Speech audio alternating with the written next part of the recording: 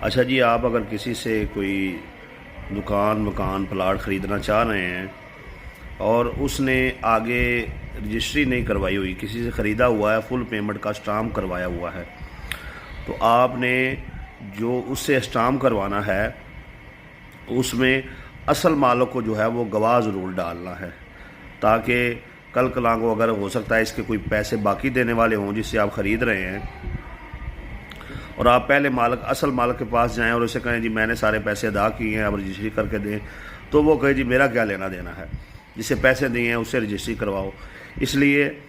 اگر کسی نے اسٹامپ پر جگہ خریدی ہوئی ہے تو آپ نے اسے کہنا ہے کہ اصل مالک جو ہے وہ اس کو بطور گواہ بیچ میں ڈالو، تاکہ اسے علم ہو کہ تم یہ پلاٹ مجھے سیل کر رہے ہو، اگر کل کلاں کو اس کا کوئی مسئلہ بھی ہو تو اس بندے سے جو اصل مالک ہے آپ نے گارنٹی لینی ہے کہ یہ بقایا پیسے ہیں،